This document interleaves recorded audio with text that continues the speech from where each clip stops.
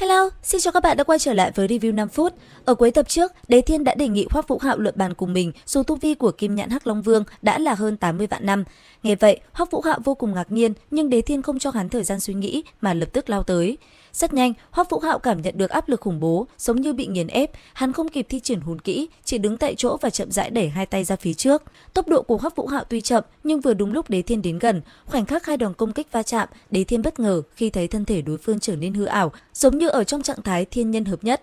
Kết quả là sau một kích đầu tiên, Hoắc Vũ Hạo bị đánh bay hơn 10 mét, hắn phải sử dụng quỷ ảnh mê tung để hóa giải xung lực.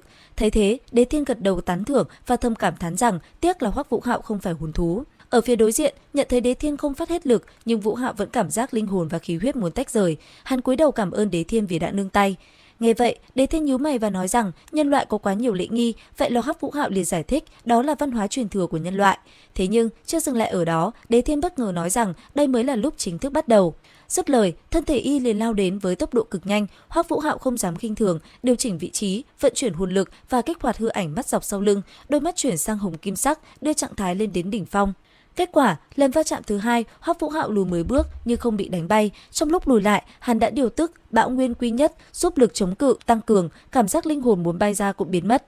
Điều này khiến Đế Thiên kinh ngạc, còn Thiên Mộng Băng Tầm bên trong tinh thần hải lại phẫn nộ, muốn truyền tinh thần lực nhưng bị một thân ảnh bích lục sắc ngăn lại. Hoắc Vũ Hạo cảm nhận được những điều này nhưng hắn không có thời gian suy xét. Lần va chạm thứ ba là lần đầu Hoắc Vũ Hạo phản công, quang ảnh Vương Đông Nhi xuất hiện sau lưng hắn, Tư Đông Quyền, niệm niệm bất vong, rất nhanh phóng đến trước mặt Đế Thiên. Đế Thiên cố ý chậm lại để Hoắc Vũ Hạo hoàn thành chiêu thức, thế nhưng ngay sau đó, sắc mặt Đế Thiên đại biến, bàn tay như bắt phải than lửa, khiến y phải vội buông ra. Nhân cơ hội đó, Tư Đông Quyền lập tức đánh lên ngực Đế Thiên.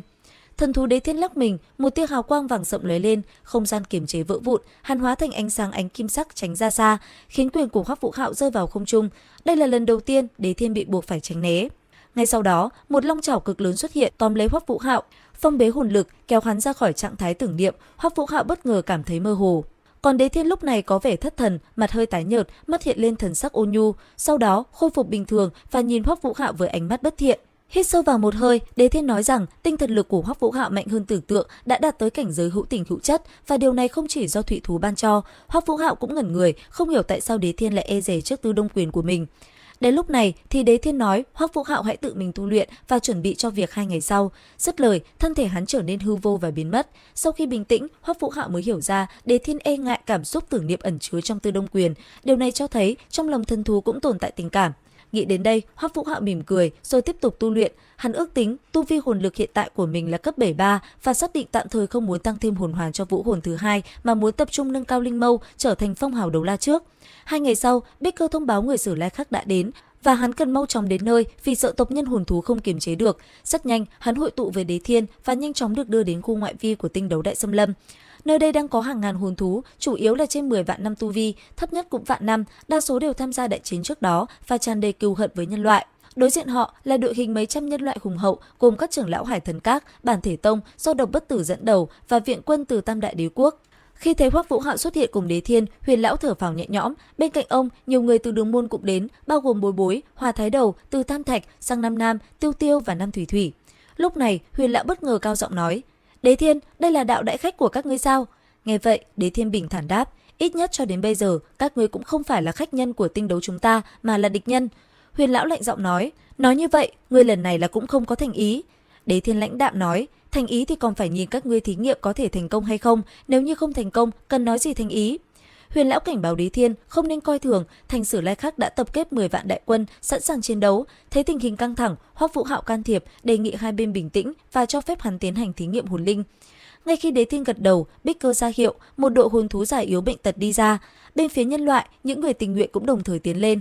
Hoắc Vũ Hạo tiến đến giữa, hồn thú hổ hấp hối được đưa đến. Trong lúc phía nhân loại ngần ngại do lo lắng về nguy hiểm, thì Đới Hoa Bân bất ngờ bước ra. Hoắc Vũ Hạo có chút phức tạp khi đối mặt với người anh em cùng cha khác mẹ và là kẻ gián tiếp khiến mẹ hắn qua đời.